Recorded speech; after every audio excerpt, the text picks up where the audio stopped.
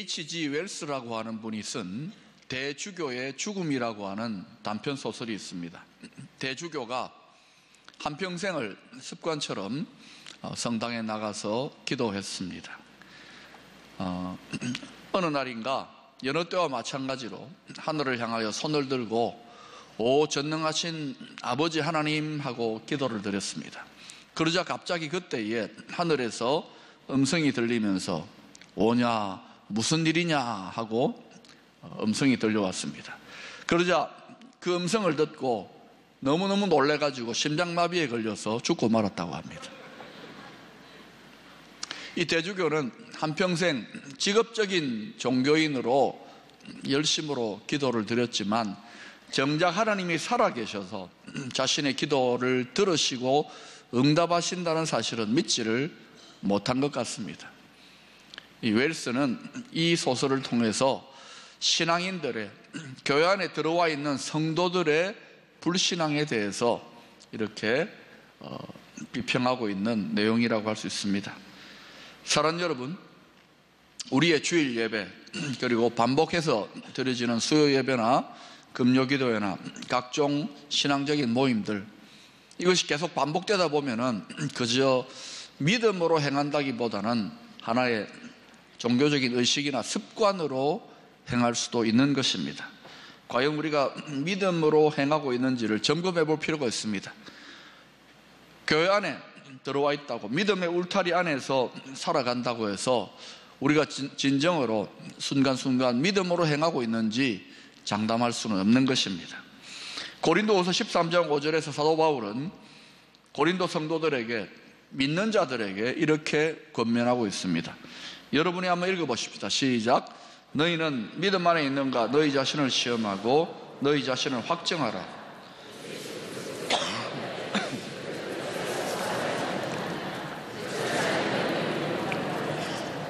네, 너희는 믿음 안에 있는가? 너희 자신을 시험해보라고 합니다. 우리가 정기적인 건강검진을 통해서 객관적인 자신의 건강 상태를 한 번씩 점검해 보는 것처럼 우리의 믿음도 때때로 하나님의 말씀 앞에 비추어서 한번 객관적으로 점검받아 볼 필요가 있는 것입니다. 오늘 말씀을 통해서 우리 믿음의 현 주소에 대해서 한번 생각해 보고 점검해 볼 수 있는 시간이 되기를 소망합니다.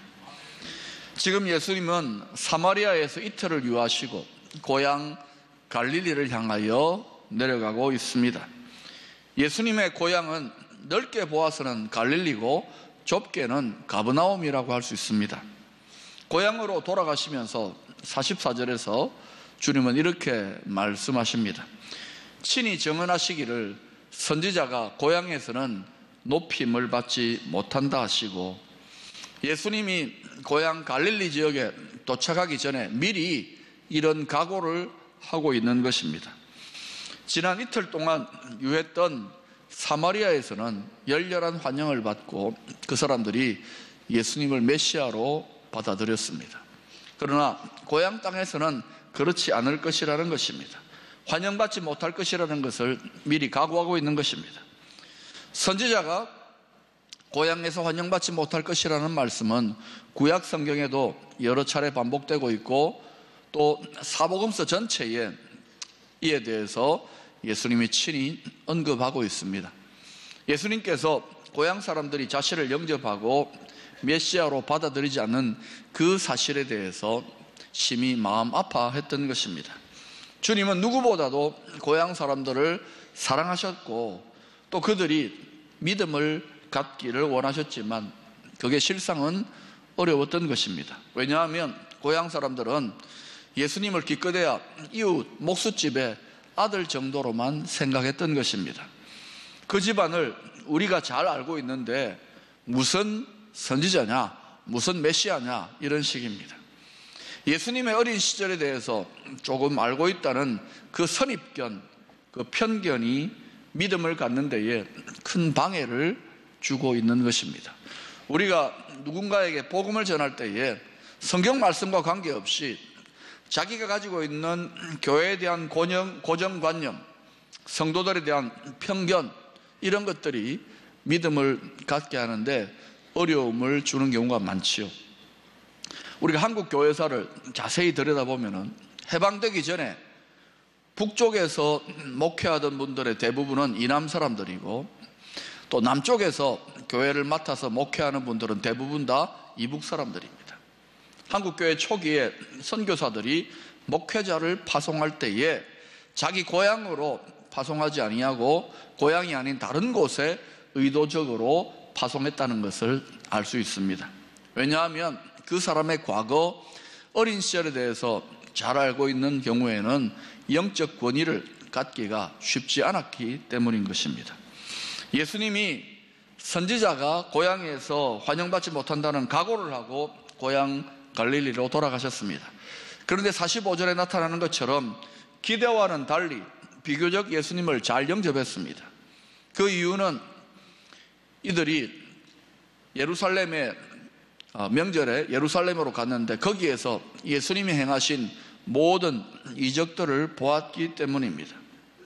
자, 가까이 있을 때에는 예수님이 그냥 이웃집 청년 정도로만 생각되어졌을 것입니다. 그런데 예루살렘에서 본 예수님은 엄청난 이적들을 행했던 것을 보고 고향 사람들의 생각이 조금 달라진 것 같습니다.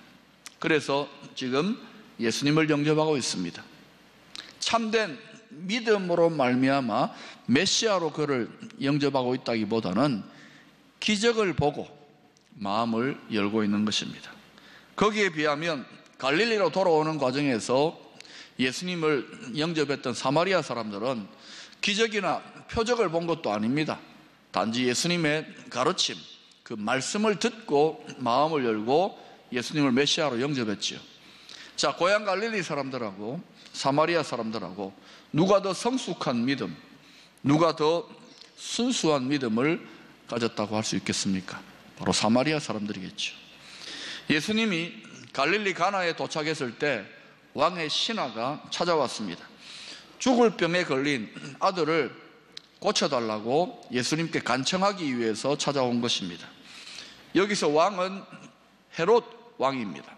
헤롯 왕의 신하 정도 된다면 오늘날로 말하면 고관대작, 장관이나 차관급에 해당되는 그런 높은 신분의 사람이었습니다. 자신의 사회적인 지위와 영향력을 가지고 무슨 일이든지 임의로 할 수 있는 그런 사람이 아들의 중한 병 앞에는 속수무책이었습니다. 아마도 그는 예수님 찾아오기 전에 자신이 할 수 있는 모든 일들을 다 해보았을 것입니다. 그런데 그 모든 노력들이 다 수포로 돌아가고 아들의 병은 점점 더 깊어만 갔고 마침내 죽음 일보 직전에 다다랐던 것입니다. 이런 절박한 상황에서 이 아버지는 지푸라기라도 잡는 심정으로 지금까지 한 번도 해보지 않았던 일들을 시도합니다. 바로 예수님을 찾아와서 아들을 고쳐달라고 부탁하는 것입니다. 이것은 지체가 높은 신분이 사람이 할 수 있을 만한 일이 아니었습니다. 그러나 그는 그동안 수많은 사람들을 예수님이 고쳤다는 그 소문을 듣고 체면이나 또는 다른 사람들의 시선을 아랑곳하지 않고 가버나움에서 가나까지 약 32km가 넘는 거리를 단숨에 달려와서 예수님을 찾아온 것입니다. 아들을 위해서라면 이보다 더한 일도 얼마든지 할 수 있다는 그런 심정으로 예수님을 찾아왔어요. 지금 이 아버지의 모습에서 볼 수 있는 가난한 마음, 단순한 마음, 겸손한 마음은 어떤 의미에서 고난으로 말미암아 주어진 하나님의 선물이라고 할 수 있을 것입니다. 물론 우리가 고난을 당한다고 해서 다 겸손한 마음, 또 부드러운 마음, 가난한 마음을 갖는 것은 아닙니다. 그러나 대개의 경우에는 사람이 고난과 시련을 겪게 되면 마음이 부드러워지고 낮아지는 것이 정상입니다. 그렇지만 어떤 경우에는 고난 앞에 정반대로 하나님을 대적하거나 비방하고 원망하는 경우도 있으며 더 강팍해지는 경우도 있더라고요. 요한계시록 16장 9절에 보면은 고난 중에서 더 강팍해지고 심지어 하나님을 대적하는 인생들의 죄인된 모습을 이렇게 설명하고 있습니다. 사람들이 크게 태움에 태워진지라 이 재앙들을 행하는 권세를 가지신 하나님의 이름을 비방하며 회개하지 아니하고 주께 영광을 돌리지 아니하더라. 우리가 흔히 이런 말 하지 않습니까? 배째라. 하나님의 징계, 하나님의 책망이 있는데도 불구하고 더 완악해지고 심지어 하나님을 비방하고 대적하는 일들도 생기더라는 것입니다. 그러나 이 왕의 신하의 경우에는 고난을 통하여 그의 마음밭이 하나님 앞에서 옥토로 예비되어졌던 것입니다. 하나님은 때때로 우리 인생에서 다가오는 어려움과 고난과 시련을 통해서 하나님의 선한 뜻, 하나님의 선한 역사를 이루어내시기도 하는 놀라우신 분입니다. 교회에 처음 나오신 새가족들을 만나서 물어보면 대개 예수를 믿기까지 여러 가지 사연들이 있습니다. 많은 경우에 삶의 어려움을 통하여 마음을 낮추고 교회로 나와서 하나님을 믿게 되었다는 것입니다. 경제적인 어려움, 갑자기 찾아온 건강의 문제, 가정에 힘들고 어려운 문제들과 씨름하는 동안에 마음을 열고 하나님을 믿게 됐다는 것이죠. 여기에 믿음의 신비, 고난의 신비가 있는 것입니다. 때때로 인생의 고난이 하나님을 깊이 만나기를 소원하시는, 그래서 그들을 부르시는 하나님의 초청장이 될 수 있습니다. 또 하나님을 이미 믿고 있는 저와 여러분들에게는 그저 안일함에 빠지지 아니하고 더 깊은 차원으로 나와 하나님을 찾고 교제하자고 하는 하나님의 초청장이 우리가 당면하는 인생의 문제와 어려움이 될 수도 있는 것입니다. 지금 헤롯 왕의 신하에게 일어나는 일들도 예외는 아니었습니다. 그가 당한 이 고난이 새로운 인생의 차원, 믿음의 차원으로 이끌어주는 축복의 통로가 될 수 있었던 것입니다. 이 신하는 간절한 마음으로 예수님 앞에 나와서 간청하고 있습니다. 내려오셔서 내 아들의 병을 고쳐주소서 하니 그가 거의 죽게 되었습니다. 그러자 48절에서 주님께서 이렇게 대답하십니다. 예수께서 이르시되 너희는 표적과 기사를 보지 못하면 도무지 믿지 아니하리라. 먼 길을 걸어서 안타까운 마음으로 예수님께 찾아와서 간청을 하고 있는데 지금 주님의 대답은 너무나도 뜻밖입니다. 한마디로 말한다면 네가 제대로 된 믿음이 없다 하고 책망하고 있는 것입니다. 여러분, 지체 높은 신분의 사람이 먼 길을 마다 않고 달려와가지고 엎드려서 눈물로 아들의 병을 고쳐달라고 호소하는데 다짜고짜 네가 제대로 된 믿음이 없어 하고 책망을 한다면 여러분 같으면 어떻겠습니까? 그런데 놀랍게도 예수님의 이런 책망에도 불구하고 이 아버지는 조금도 뜻을 굽히지 아니하고 49절에서 이렇게 반응하고 있습니다. 신하가 이르되 주여 내 아이가 죽기 전에 내려오소서. 예수님을 향하여 주여라고 고백합니다. 그리고 여전히 아들을 살려달라고 간청하고 있습니다.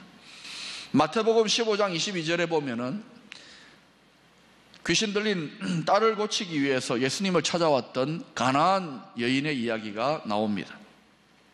이때 예수님은 이 가나안 여인을 향하여 반복해서 거절하는 의사를 표현합니다. 나는 이스라엘 집에 잃어버린 양들을 위하여 왔지 너와 같은 이방인 사람을 위하여 오지 않았다. 거절을 합니다. 또 자녀의 떡을 취하여 개들에게 던짐이 마땅하지 않다 하고 거부합니다. 이런 모욕적인 개처럼 취급을 당하는 그런 대답을 듣고서도 이 여인은 조금도 물러서지 않습니다. 그리고 이렇게 이야기합니다. 개도 주인의 상에서 떨어지는 부스러기라도 먹습니다. 내가 설령 개 같은 이방인일지라도 부스러기 은혜라도 주셔서 내 딸을 고쳐달라고 그렇게 간절히 요청하고 있는 것입니다. 이 대답을 듣고 예수님은 비로소 그 여인을 향하여 내 믿음이 크도다 내 소원대로 되리라 라고 칭찬하고 응답을 약속해 주십니다. 예수님의 이런 책망조의 거절들은 사실은 예수님이 본심이 아니라는 것을 알 수 있죠. 그것은 다 일종의 믿음에 대한 테스트라고 할 수 있는 것입니다. 믿음의 시험을 통해서 자기를 찾아온 자들의 그 믿음을 더 큰 믿음, 더 성숙한 믿음의 차원으로 이끌고자 하는 의도가 있는 것입니다. 우리가 믿음으로 주님을 찾을 때에도 이런 시험들이 나타날 수 있습니다. 예를 들자면 응답이 지연되거나 또는 주님이 반응을 보이지 않거나 또는 상황이 정반대로 거꾸로 돌아갈 때와 같은 때입니다. 이러한 때에도 믿음이 약하여 후퇴하지 아니하고 예수님의 본심에 집중하면서 더 큰 믿음으로 전진할 수 있기를 축원합니다. 왕의 신하도 이런 믿음의 시험에 빠져들지 아니하고 예수님께 계속 간청하고 있습니다. 아마 그는 이보다 더한 책망을 받았다 할지라도 후퇴하지 아니하고 계속해서 요청하셨을 것입니다. 왜냐하면 이미 그의 마음이 가난해질 대로 가난해져 있기 때문입니다. 이처럼 고난은 하나님 앞에서 우리의 마음을 가난하게 낮추어주고 비워주는 그런 역사가 있습니다. 하나님의 은혜와 축복은 아무에게나 임하지 않습니다. 하나님의 은혜와 능력은 흐르는 물과 같이 높은 곳을 향한다기보다는 낮은 곳을 향하여 흐릅니다. 야고보서 4장 6절에 이런 말씀이 나옵니다. 여러분 읽어보십시다. 시작. 하나님이 교만한 자를 물리치시고, 네, 어떤 심령에 더욱 큰 은혜를 주시느냐? 겸손하게 더 자신을 낮추는 자에게 하나님의 은혜와 능력이 마치 물처럼 고이게 되는 것입니다.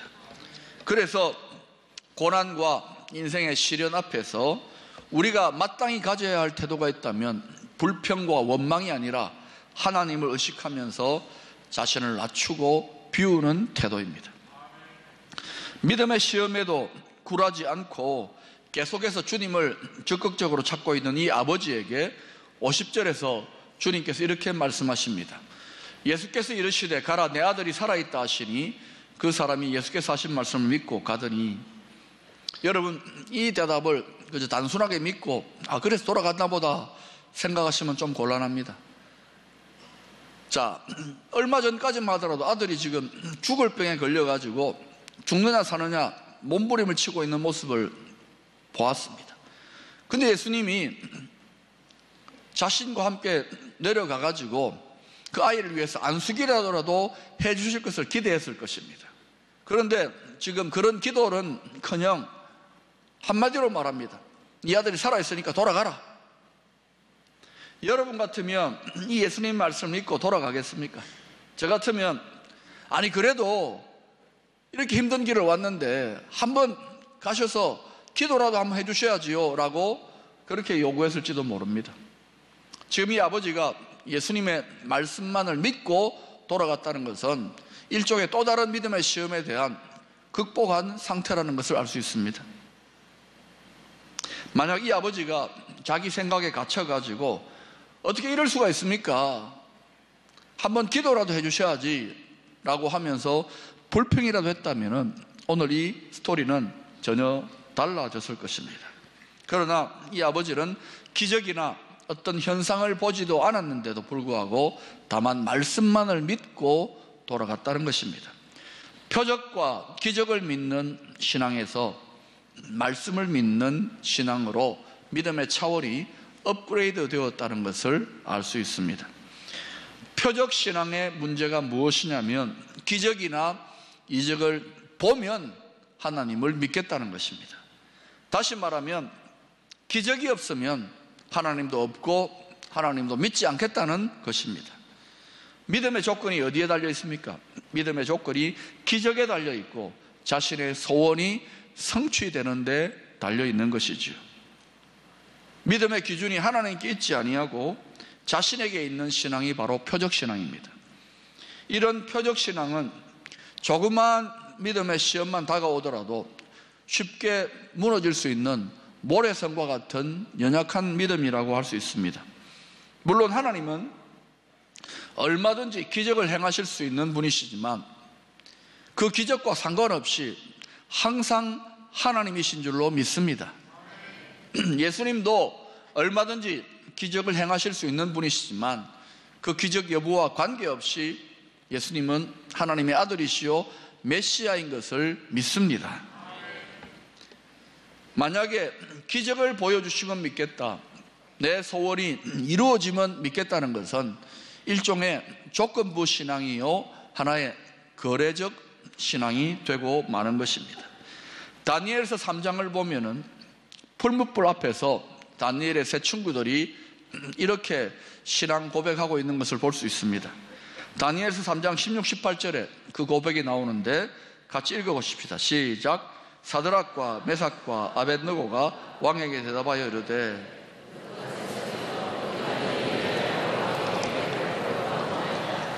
왕이여, 우리가 섬기는 하나님이 계시다면 우리를 맹렬히 타는 풀무불 가운데서 능히 건져내시겠고 왕의 손에서도 건져내시리이다. 그렇게 하지 아니하실지라도 왕이여, 우리가 왕의 신들을 섬기지도 아니하고 왕의 세우신 금신상에게 절하지도 아니할 줄을 아옵소서. 물론 이 믿음의 결과, 이 세 친구는 하나님의 놀라운 기적으로 구원을 받았습니다. 기적적으로 살아났습니다. 그러나 여기에서 중요한 것은 이들의 믿음이 표적 신앙에만 머물러 있지 않았다는 것입니다. 하나님의 능히 우리를 풀무불에서 건져내시겠지만 그렇게 하지 아니하실지라도 하나님을 향한 우리들의 믿음, 우리들의 신뢰를 포기할 수 없다는 고백인 것입니다. 그렇게 하지 아니하실지라도 표적 신앙에서 더 성숙한 믿음의 고백으로 나아갔다는 것을 알 수 있지요. 글쎄요, 우리들의 경우에 그렇게 하지 아니하시면 안 믿겠습니다라고 노골적으로 그렇게 고백하지는 않을지 몰라도 그렇게 하지 아니하시면 심히 섭섭할 것입니다. 삐질 겁니다 라고 그렇게 생각하거나 고백하지는 않는지요. 이 다니엘의 세 친구가 만약에 기적적으로 구출되지 아니하고 그냥 불 속에서 타 죽었다면은 이들은 타 죽으면서 하나님을 부인했을까요? 이들은 하나님께서 원망하면서 죽어갔을까요? 저는 그렇지 않다고 생각합니다. 기꺼이 그 고난의 불, 환난의 불을 감당했을 것입니다. 믿음을 가지고. 여기에 표적 신앙을 뛰어넘는 성숙한 믿음의 차원이 있는 것입니다. 헨리 나우에는 그가 쓴 책 죽음 가장 큰 선물이라는 책에서 서커스단의 공중고개 이야기를 하고 있습니다. 서커스단에서 가장 인기 있는 고개는 역시 뭐니 해도 공중고개입니다. 두 사람이 이제 필요하죠. 한 사람은 천장에서 내려준 그네에 거꾸로 매달려 가지고 잡아주는 사람이고, 또 한 사람은 그네를 왔다 갔다 해서 이쪽에서 저쪽으로 날아다니는 사람입니다. 그런데 우리가 볼 때에는 이 날아다니는 사람, 고개를 하면서 날아다니는 사람이 모든 것을 다 하는 것 같지만은 실제로는 이 거꾸로 매달려서 그네에 매달려 있는 사람이 역할이 더 중요하다고 합니다. 만약에 이 고개를 하면서 날아다니는 사람이 자신을 붙잡아 줄 사람을 완전히 믿고 몸을 맡기지 않으면 자신의 노력으로 조금이라도 붙잡으려고 시도를 하면은 서로 손목이 부딪혀 가지고 부러지거나 아니면 어긋나서 떨어지고 만다는 것입니다. 그래서 이 공중고개의 핵심은 무엇에 있느냐? 나를 저 상대방이 붙잡아 줄 것이라는 것을 완전히 믿고 몸을 맡겨서 날릴 수 있는 것, 그것이 핵심이라는 것이죠. 여기에 우리 믿음도 마찬가지 차원이 있는 것입니다. 나의 조건이나 나의 느낌, 나의 생각들과 관계없이 변치 않는 하나님을 향하여, 변치 않는 하나님을 말씀을 향하여 나의 모든 삶을 믿고 맡기고 나아가는 것, 이것이 참된 믿음의 모습입니다. 오늘 본문의 왕의 신하 역시 예수님께서 말씀을 하신 것, 그것을 믿고 좀 찜찜하기도 하고 그래도 와서 기도라도 해주시지 하는 이런 생각들이나 느낌들이 있었겠지만 그거 내려놓고 다만 예수님 말씀을 믿고 돌아감으로 하나님의 능력의 역사를 체험하게 되었던 것입니다. 여기에 믿음의 진면목이 있는 것입니다. 이 시간 예배를 드리고 있는 저와 여러분, 우리 모두가 변치 아니하는 하나님의 말씀에 전적으로 우리의 삶을 맡길 수 있는, 믿고 맡길 수 있는 이와 같은 성숙한 믿음의 자리까지 계속해서 성장해 갈 수 있기를 축원합니다. 이러한 은혜가 우리 모든 성도들 가운데에 풍성하기를 소망합니다.